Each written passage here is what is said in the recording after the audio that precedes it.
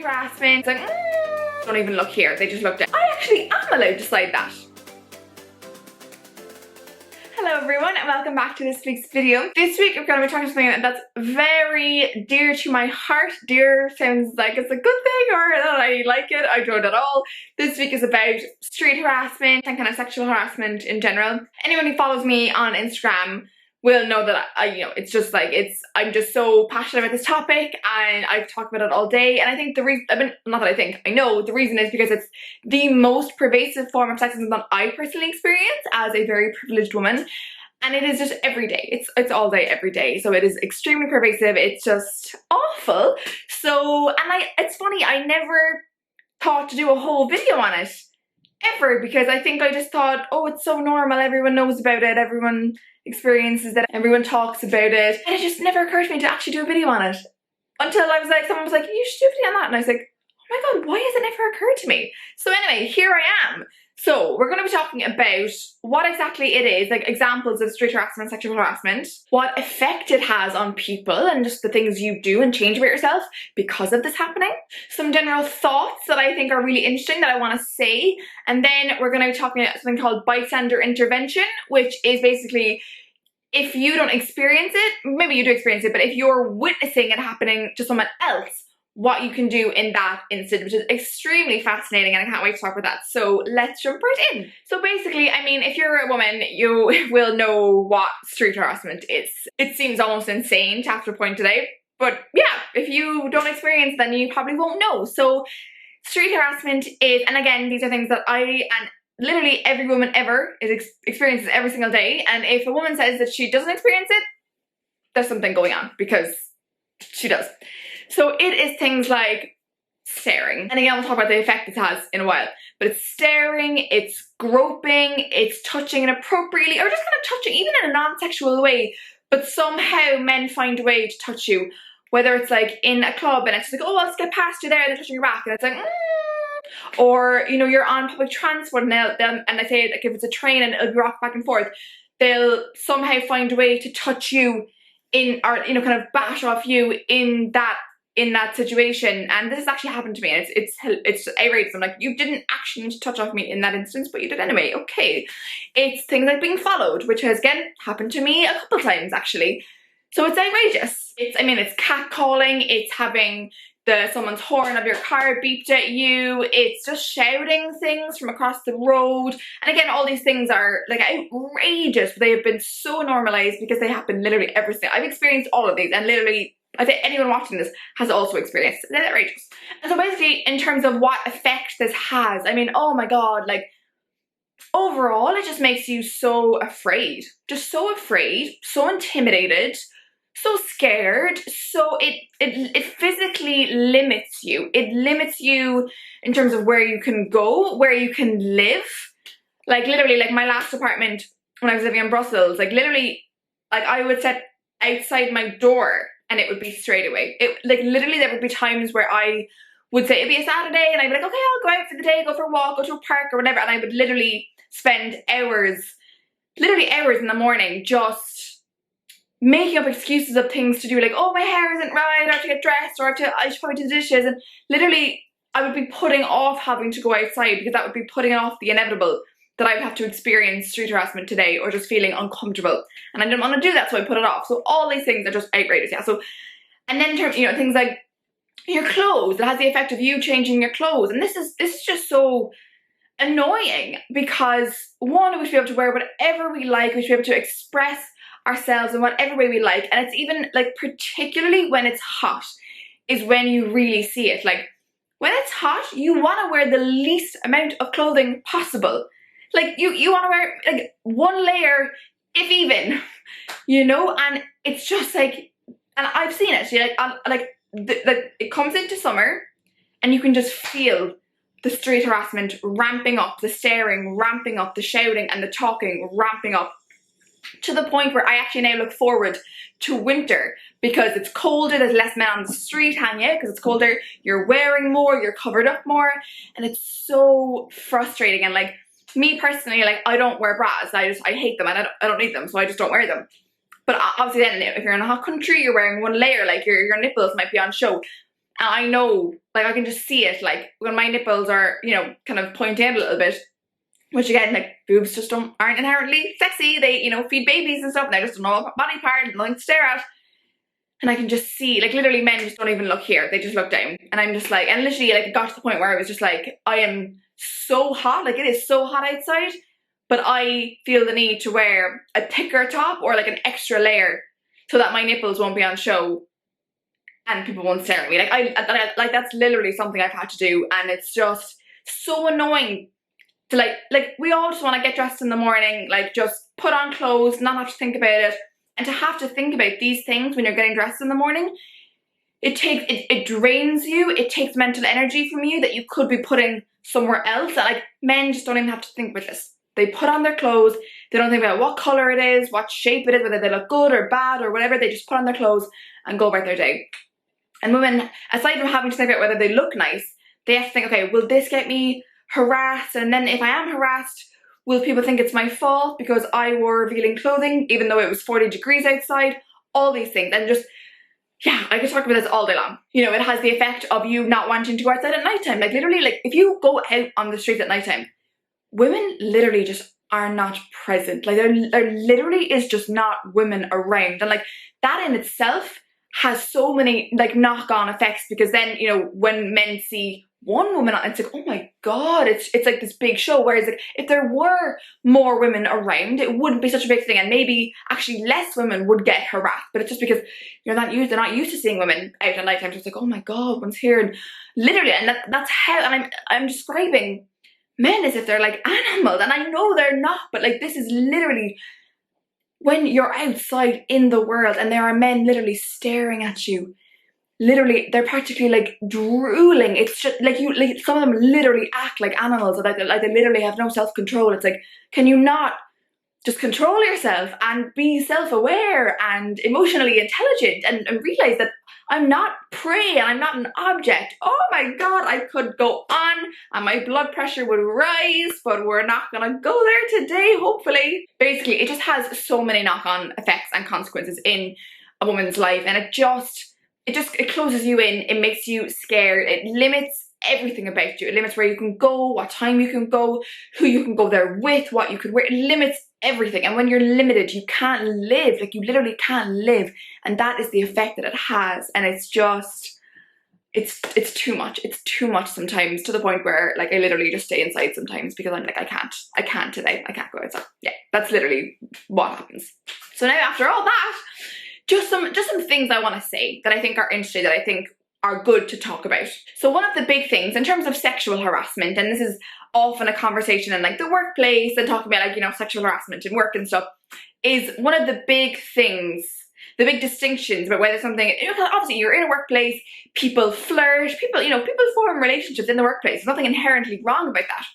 And the distinction between, you know, okay, flirting and forming a relationship and when it becomes sexual harassment is whether the act, whether someone's flirting you or messaging you or looking at you, whether it is welcome and wanted or unwelcome and unwanted. And I think this is so important because you get to decide, you get to decide what is wanted and welcome for you and what is not wanted and not welcome for you. And I often think about this when I'm on the street, because I feel sometimes very hypocritical, because sometimes I'll be walking on the street, I'll be feeling good, I'll be looking good, I'll be happy out, and I'll see an old man staring at me with seedy eyes. He'll be looking me up and down. You feel literally violated. It's so funny how something as simple as a stare can make you feel so dirty and so violated and so just like want to tear off your skin. It's awful. And like, I don't want that. Like, I don't want that stare from that old man. I don't want that, you know? And then it could be 10 minutes later and I see maybe like a younger guy, maybe good looking, who, you know, charismatic, whatever, you know, might be walking down the street and I might see him looking at me. And I might have no problem with that, you know? And like, it could be for very, very different reasons. It could be for very as simply the fact that he's young and he's good looking. Or it could be the type of look. It could be a very kind of like, you know, oh, like it might be very obvious that he just thinks I'm pretty and that he's not gonna, you know, like rape me later or whatever. You know, it's very, like women know the difference in stares. You know when it's like really seedy and really, they just don't care that you feel intimidated right now. Or whether it's literally just like a, you know, a friendly kind of like, oh, you know, checking you out, you know, like being respectful, but like, you know, appreciating that you're pretty. You can tell. And I often find myself being like, oh, Lauren, like, you know, why are you like, how do I phrase this? Like, I kind of berate myself a little bit because I'm like, oh, Lauren, well, like, you can't have your cake and eat it too. You know, you can't berate the old man for staring at you and then say that it's okay for the young guy to stare at you. And I became out to myself. And then I'm like, wait a minute. That's exactly what I'm allowed to do. I'm absolutely, in fact, very much allowed to choose when something is wanted and welcome and when something is unwanted and unwelcome. I actually am allowed to decide that. I can have my cake and eat it too. I can say that I really don't want that seedy 80-year-old man staring at a 27-year-old woman. And I'm also allowed to say that, oh no, don't mind that, you know, that young guy over there checking me out respectfully. I don't mind that. You know, nice confidence boost. I am actually allowed to decide that. And so are you. And I just think it's so funny how that was even in my head when I already knew the whole wanted and welcome thing from actually formalizing a sexual harassment training a few years ago. I knew that, but I didn't apply it on the street because I only knew about that in the work context. And then when I thought about it, I was like, oh my God, actually, yeah, I can apply that here too. I actually am allowed to decide what is wanted and welcome and what is unwanted and welcome. I actually am allowed. And I just think it's mind-blowing and profound. So you don't have to be worried about being hypocritical. You can hold two things to be true. You are allowed to say that you don't want that man staring at you, but you don't mind that man. You are allowed to say that. And I want everyone to know that and don't ever feel like, oh, but like, you know, because I know I flirted with that guy over there, so I have no right to get angry at this old man staring. Like, you do. You are allowed to decide what you want and what's comfortable and what's not comfortable. You and your gut and your intuition are allowed to decide all that, and nobody else is allowed to tell you what makes you uncomfortable or what you want or what you don't want. I want to drive that home, so hopefully that went in. So funny, I'm so passionate about this.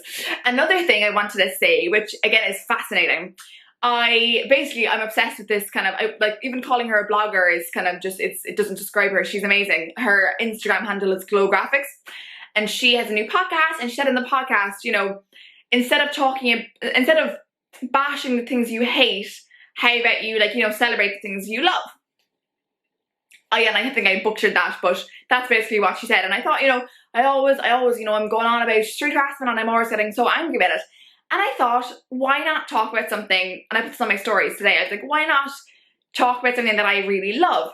And one of those things is basically when you are on the street, again, going about your day, happy out, and there's a guy maybe staring at you. And again, we all stare. We're all nosy, we all look. It's, I guess, human nature, I don't know. We all just, you see things and you look in your eyes, whatever.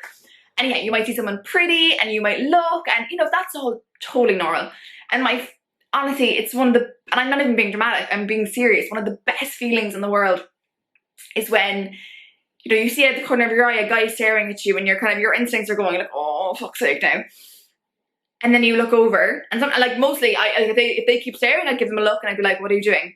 The best feeling in the world is when you look at them to be like, okay, I know you're staring at me, and they look away straight away.